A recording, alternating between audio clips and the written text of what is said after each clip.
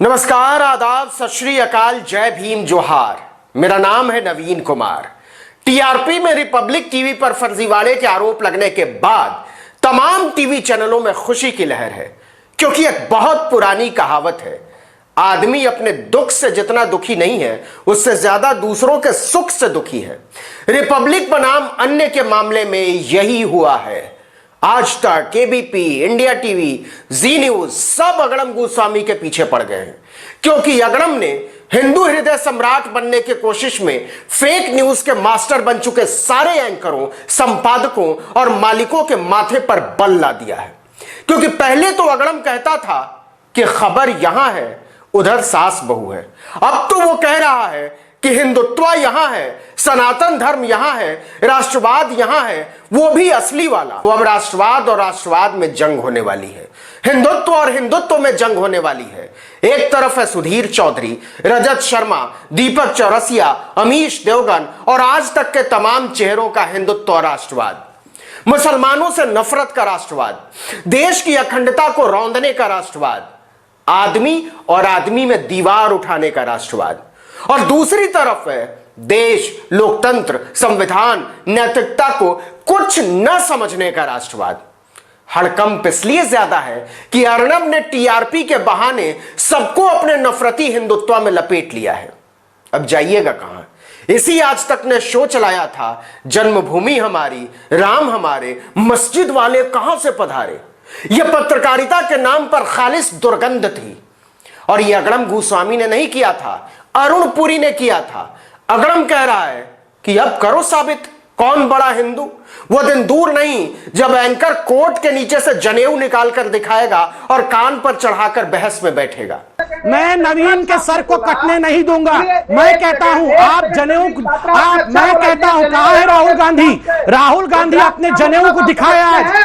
जो मैं कहने की कोशिश कर रहा हूं वो ये कि रिपब्लिक पर मुकदमा क्या टीवी पत्रकारिता का कोई स्वच्छता अभियान है, कोई पवित्रता अभियान है, खबरों के लिए है।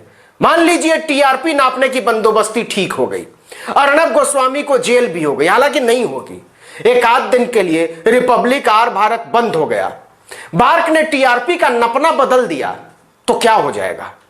क्या हो जाएगा इससे? सवाल यह है। सच तो यह है कि टीआरपी के हमाम में सब नंगे हैं। नफरत, फेक न्यूज की फैक्ट्री चलाने में न आज तक पीछे है, न इंडिया टुडे, न एबीपी, न जी न्यूज। किसी को नैतिकता की बात करने का हक नहीं है अर्णब गोस्वामी के सामने। गोल्ड स्टैंडर्ड ऑफ जर्नलिज्म का चूरन बेचने वाले बड़े बड़े एंकर फेक न्यूज में पकड़े गए हैं दिन दहाड़े। नाम न भी लें तो आप समझ जाएंगे। कांग्रेस पर हमले के लिए नेहरू की फर्जी चिट्ठी तक को राजनीतिक भूकंप बताने वाले नैतिकता का ज्ञान बांच रहे हैं। बलूचिस्तान के वीडियो को कश्मीर का बताकर प्राइम टाइम का पन्ना रंग देने वाले अर्णब गोस्वामी को नैतिकता का पाठ पढ़ा रहे हैं। जमात और तबलीग के नाम पर देश की नसों में हिंदू मुसलमान का जहर घोलने वाले आज तक के जी न्यूज के, एबीपी न्यूज के या टीवी 18 के एंकर अर्णब गोस्वामी को क्या खाकर कोस रहे हैं।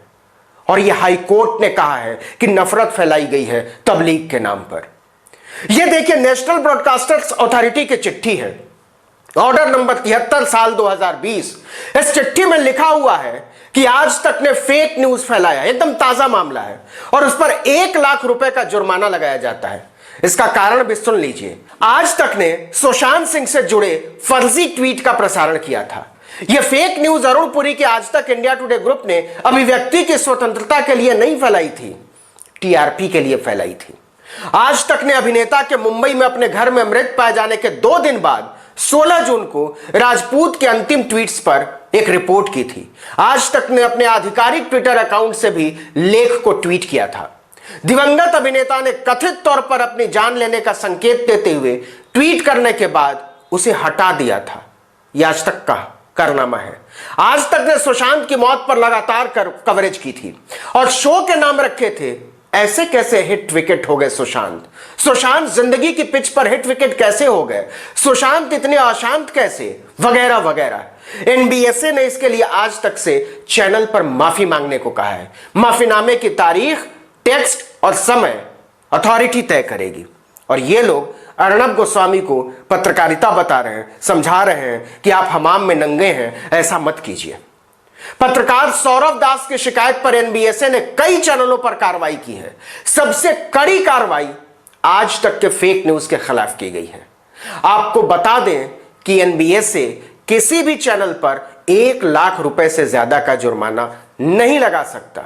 इसके अलावा जी न्यूज, न्यूज 24 और इंडिया टीवी को बिना शर्त चैनल पर माफीनामा प्रसारित करने के निर्देश दिए हैं।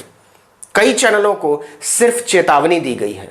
रिपब्लिक टीवी एनबीएसए का मेंबर नहीं है, अर्णब गोस्वामी नहीं मानते उसको, इसलिए सबसे ज्यादा बकवास करने के बावजूद उसका कुछ नहीं बिगड़ेगा। यह वैसे ही है जैसे आप किसी गुनाह पर कह दें कि हम सुप्रीम कोर्ट को नहीं मानते, इसलिए हम पर कोई फर्क नहीं पड़ता, फैसला जो हो सो हो। ऐसा भी नहीं है कि आज तक पर यह जुर्माना और कार्रवाई पहली बार हुई है। 2018 की बात है।